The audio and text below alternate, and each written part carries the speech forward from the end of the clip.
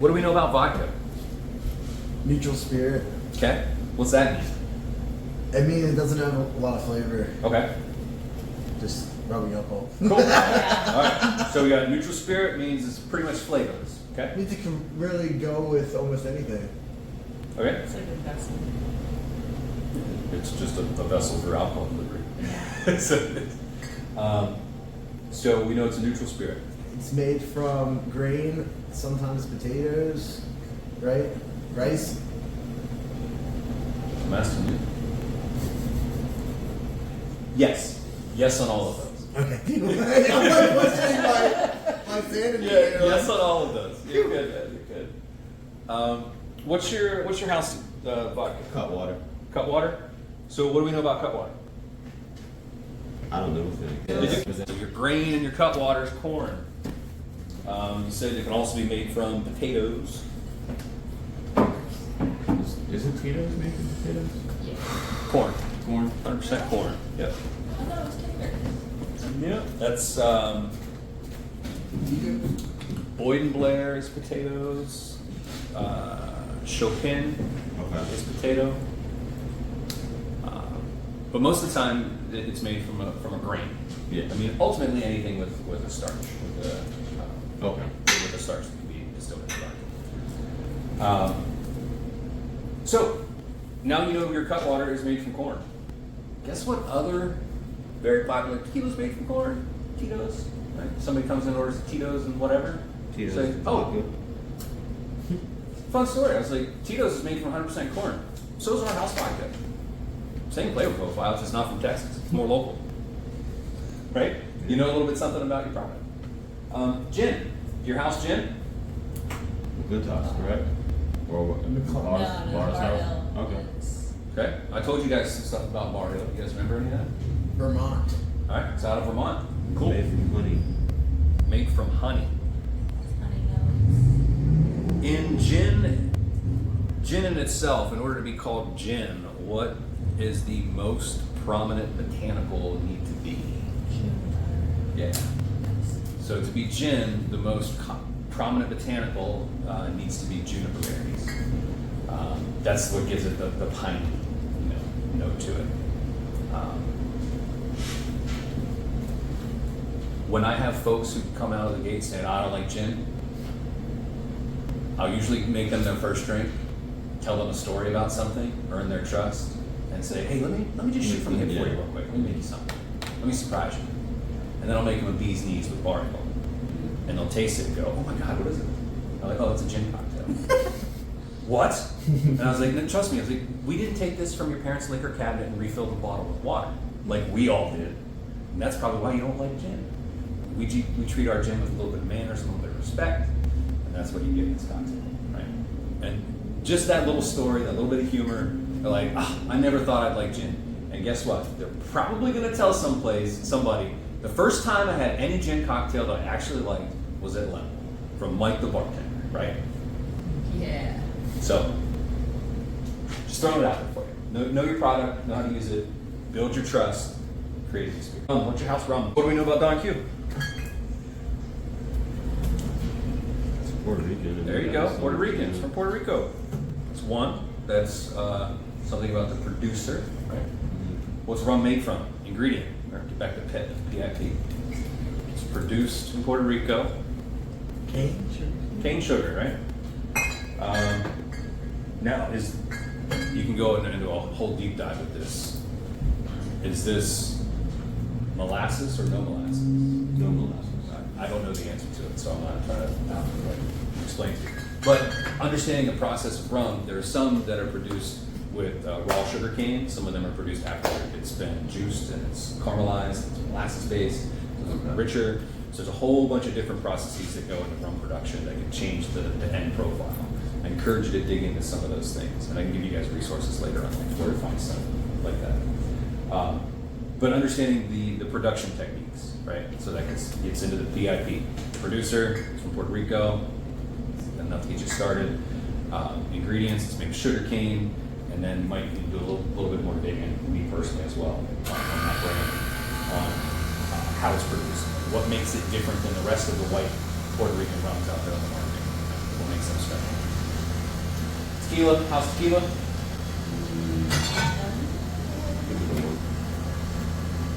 What do we know about El Jimador?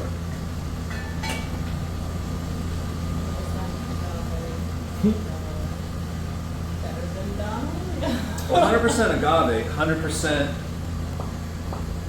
agave. Blue Weber. Yeah, there you go. So use that, because then that might open a conversation of Blue Weber agave. What's the that? difference? Yeah. Are there more? Mhm. Hundreds. But in order to be called tequila, it needs to be Blue Weber.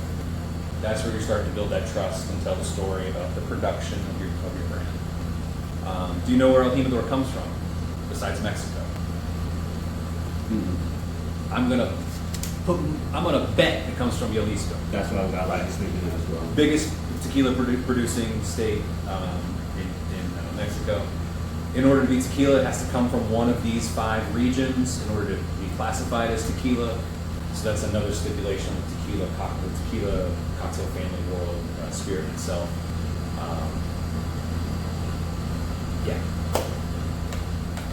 Whiskey. So whiskey. What is whiskey?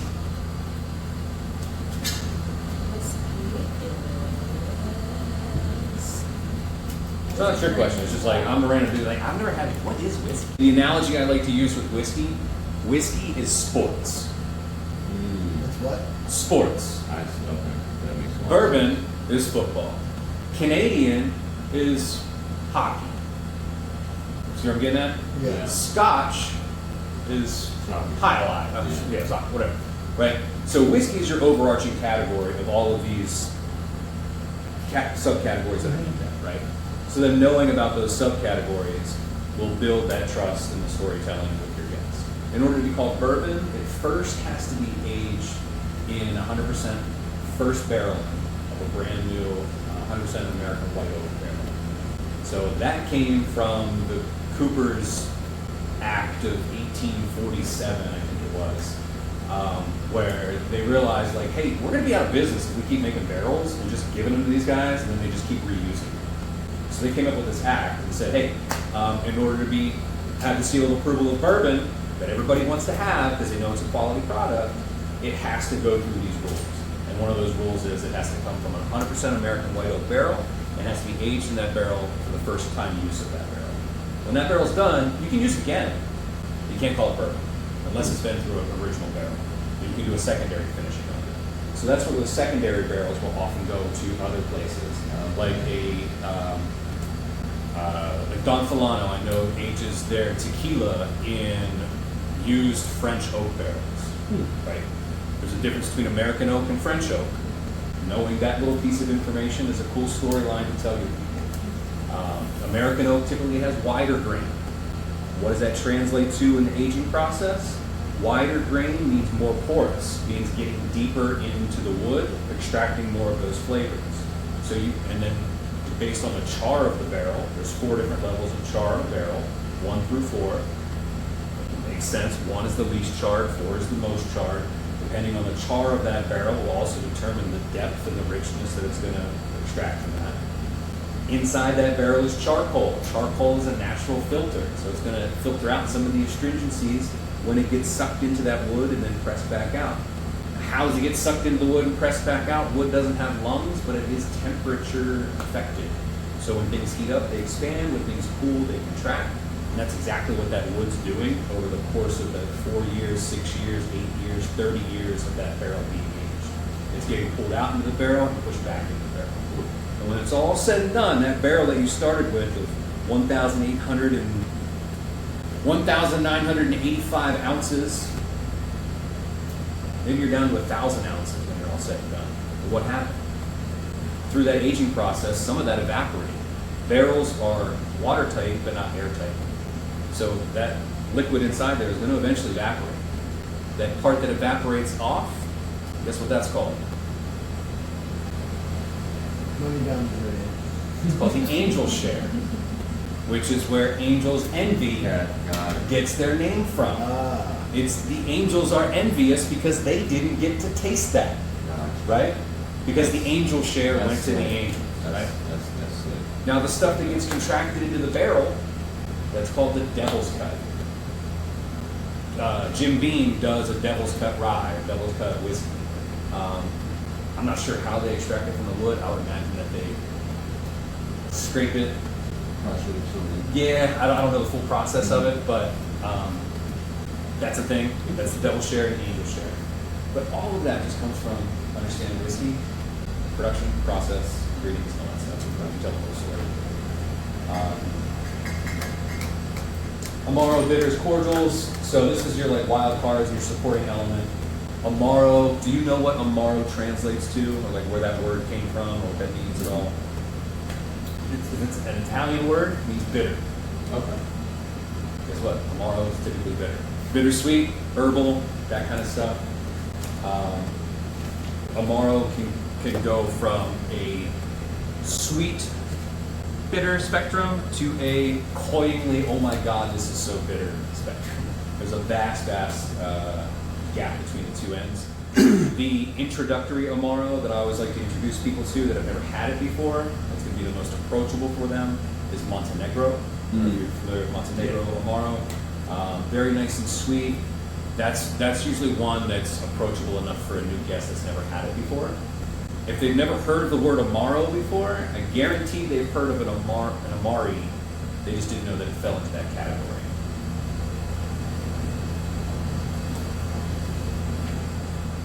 Jägermeister. Jägermeister is German Amaro. Really? Yeah. I drink it all the time. Yeah. It should be respected a lot more than what people give it, because everyone thinks like Jäger bombs, we're doing shots, and shot of a nice Jäger on ice. Don't knock it, man. I'm telling you. Like now, Jäger does have like medicinal, menthol notes and stuff like that, and they can be aggressive to some folks, with a lot of anise and licorice. But I always like putting stuff like that in a blind tasting. We'll taste some Amari, and like, oh, this is that's Jägermeister. What? Like, bring me back my college days. Yeah. Kind of,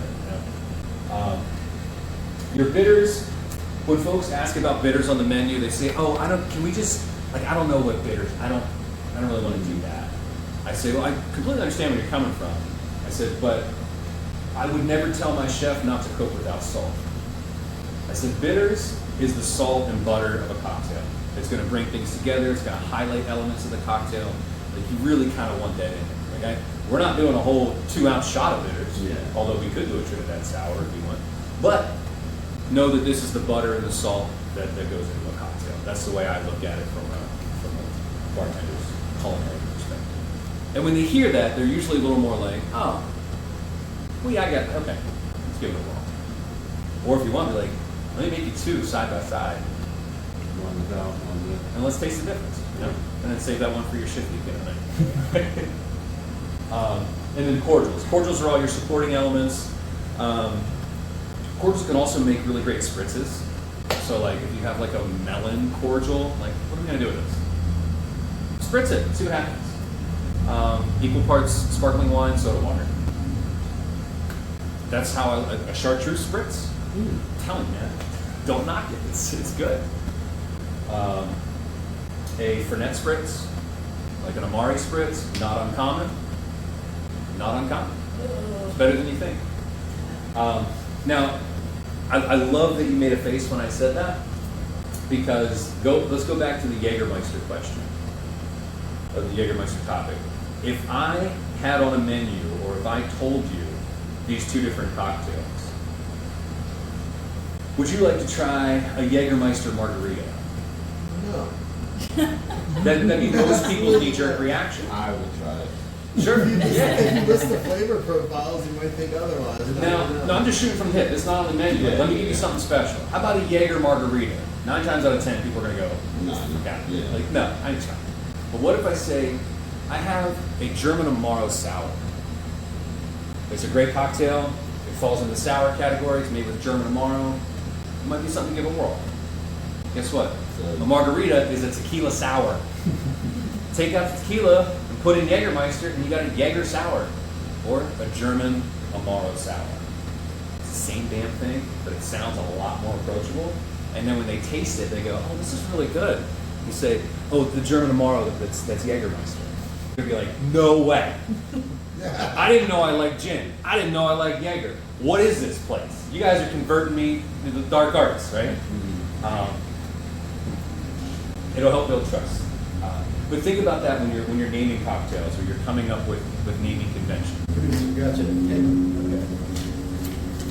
Could be something about the producer. It could be monkey shoulder. So monkey shoulder scotch. I knew it was, or I thought I knew it was a blended scotch of a couple of different single malts. Well, on my quick Google, as I couldn't remember what the third one was. Does anybody know what 3 scotches go into monkey shoulder? Do you know where the name monkey shoulder came from at all? All right, cool. So this is so monkey shoulder is I don't want to say a blend, a combination of 3 single malt whiskeys. Those single malt whiskeys are Glenfiddich, Balvenie, which you've probably heard of. I'll have it here. And then this one I'm not as familiar with. Kinnivinny. Okay. It's a less American popularized scotch, but it's a mix of those 3 single malts. So monkey shoulder is a mix of single malt whiskeys. Now, technically, it is not a blended whiskey. This is what I just learned. I thought in my mind it was always a blended whiskey because it blended 3 single malt whiskeys together. In fact, it's not a blended whiskey, it's a vatted malt, meaning that all of the single malts are just added to a vat. Okay. So it's a vatted malt, and none of those are blended whiskeys in their individual selves. Okay. So this makes it a vatted malt as opposed to a blended whiskey, That makes sense. which I thought was a cool story. The monkey shoulder name itself came from the guys who rack or rake the toasted malt on the malt floors. So just imagine like a gymnasium covered in concrete with a whole bunch of toasted malt grain all over it. And then these dudes with big push brooms are like pushing this malt. Gotcha. You see this shoulder? If I do this 25 years, Yeah. I got a monkey shoulder, right? That's where the monkey shoulder story comes from. So like those malt pushers often develop a monkey shoulder, and that's where that story comes from. Did. What you I got? looked up Woodford Reserve. It was introduced in 1996, but it's made at a distillery called the Old Oscar Pepper Distillery, which was built in 1812 in Kentucky. Wow. But the part I thought was kind of cool was that they only make it with corn that is grown in Kentucky, and it has to be, the water that is used is from something called Glens Creek, and they only use that water because it has a certain amount of limestone in it that keeps flavors that they don't want in the Okay. flavor profile from being introduced through the water. So I thought that was pretty cool. That's as far as I got. That's huge, that limestone piece. Yeah. Because that limestone piece can open up a conversation to other spirit categories. Do you know where some of the largest limestone deposits are in the world? Kentucky, Really? Scotland, Oh, okay. I See a theme? Yep. Ireland. All the whiskeys. Yeah. Because the water, Interesting. because limestone is one of the best filtrations for Okay. water. So some of the biggest spirit producing places around the world are also located near the cleanest water sources around the world because of the limestone deposits. Pretty cool. Yeah, it's pretty sweet. But then you could also go down that road and talk about, like, well, why don't you get corn out of Indiana? I know a lot of whiskeys import their corn from Indiana corn, and they want to grow local corn. Besides travel factor and all that stuff, this is where you can start tapping into the wine language of things. Terroir. Have you ever heard that word, terroir? T-E-R-R-O-I-R, terroir. Basically, that just means where something was grown from. Okay. And how the climate impacts what was grown there differently than if it was grown somewhere else. For instance, if I'm growing a Chardonnay grape in a warm climate, I'm going to get more ripe fruits and tropical fruit notes from that than if I were getting a Chardonnay that was grown in a cold climate. I'm going to get more things like unripe pear or like some more high acidic fruits as opposed to a more sweet and like summery thing. Right? And that's only because of where it was grown and the temperatures that plant goes through and the amount of sugars that plant allows to develop, resulting in a higher sugar content for the product that you're going to distill. Okay. But getting into the corn, location, you can tie that into a wine conversation as well if you start dabbling into that one. I encourage you guys to keep this PIP thing in the back of your mind. I think it's a huge tool to use, and it's easy to remember. Pip up your game, whatever you want to do. So we talked about some house cocktails a little bit ago, and I gave you kind of like my off-the-cuff spiel on the farmer's market. Is there any other ones that you can think of that you now know a little bit more about a product? We use El Jimador in the Angels and Demons, right? Mm-hmm. So now you know more about that product. They're giving you guys the tools now and the template to fill that in with.